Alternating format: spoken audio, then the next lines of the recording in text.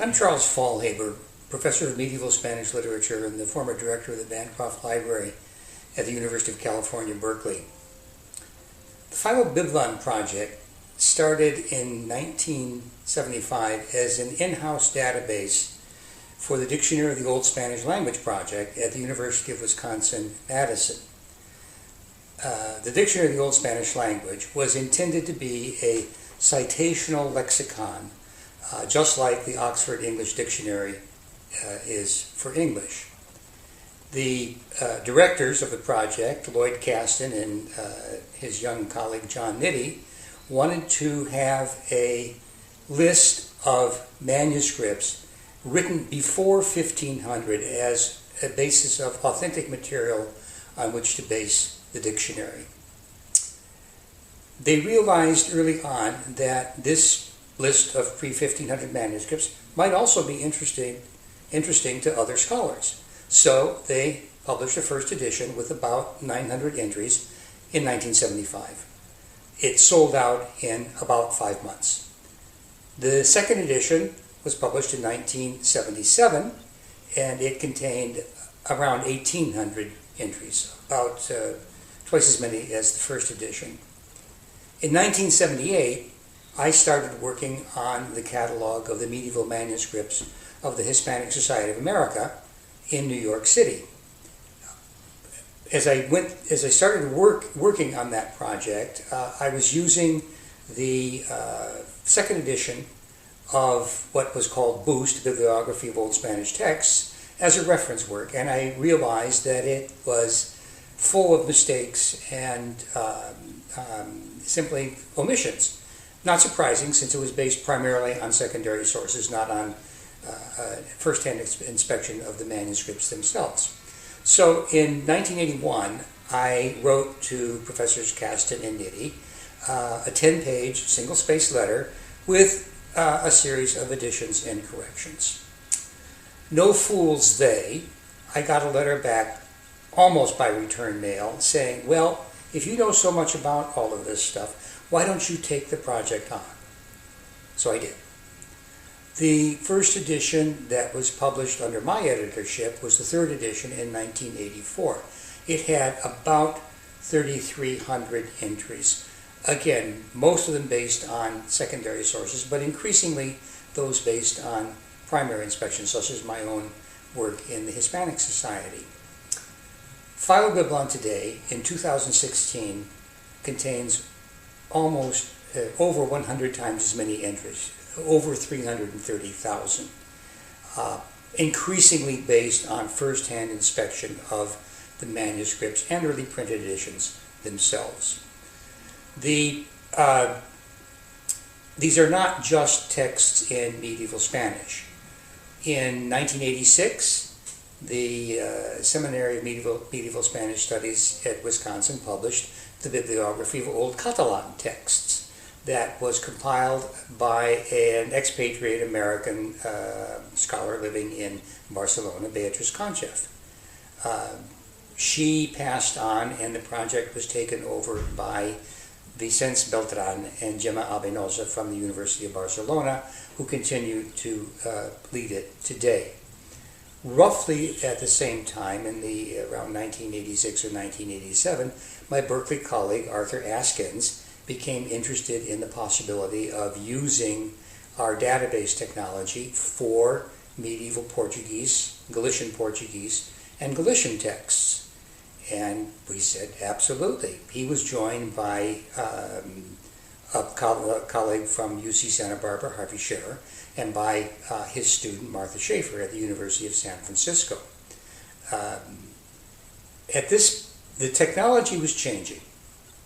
We started with a flat file database at the University of Wisconsin, and in 1987 realized that if we wanted to make data entry more efficient, we needed to use a relational database based on a PC system. And we did that. We moved to a database called Revelation Technology. Now the company is now Advanced Revelation. And we have been using the same technology and the same programmer, John May, since 1987. At the time, we were still thinking of doing primarily print catalogs of the various databases. That was the only reasonable way to disseminate this material. But one of the problems with a print version of a database is that as soon as it's published, it's out of date. As soon as you add another record, you need another edition. So we started exploring the possibility. What would the possibilities be? Well, CD-ROM discs were becoming available in the late 1980s for music and increasingly for data. We thought that if we were extremely fortunate, we might be able to release PhiloBiblon on CD-ROM by the year 2000. Serendipity comes into effect. I had met Francisco Marcos Marin from the Universidad Autónoma de Madrid at the 1986 Berlin conference of the Asociación Internacional de Hispanistas, and we had become friends.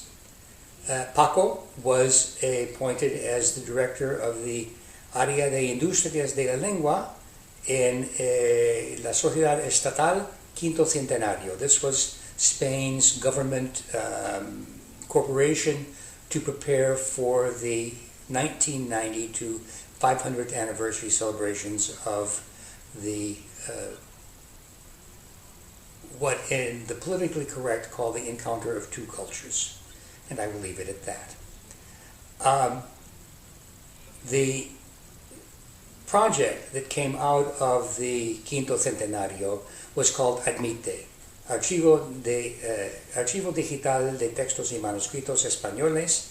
It included digital facsimiles of about 50 early printed texts from 1482 to 1520, along with transcriptions. It was the first project that matched digital image and electronic text. And at the same time, it published the first edition of PhiloBiblon with what were then the three bibliographies. Boost, now longer called Bibliography of Old Spanish Texts, was now Beta, Bibliografía Española de Textos Antiguos. Booked became Biteca, Bibliografía de Textos Antics,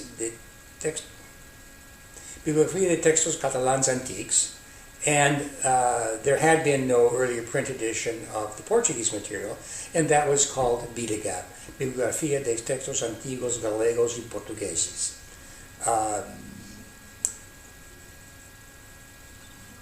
That disc was published in Spain by a consortium led by the Biblioteca Nacional de Quinto Centenario and the company Micronet. In 1994, the World Wide Web became a possibility to disseminate such information. We made the first internet version of PhiloBiblon available in 1997, based at the Bancroft Library at the University of California in Berkeley. It was a pioneering effort. It led much to be desired, but it did allow us to make these materials available and update the databases on a regular basis every quarter, more or less. Since 1997, we've had two major updates of the Internet system, both of them funded primarily by the National Endowment for the Humanities in the United States. The first new version came out in 2011, and we have just released in June of 2016 the second, the third now, internet version of PhiloBiblon with a much cleaner interface and some additional functionality. Where we go from here is not clear. From the time PhiloBiblon started, from the time it was the database of Boost in 1975 until about 5 years ago, it was still cutting-edge technology, state-of-the-art technology. What's happened over the past 10 years or so is that the Internet has become increasingly more sophisticated, and what is now called the semantic web, The third internet, www3, is becoming available. The first internet was the one that started roughly in 1994.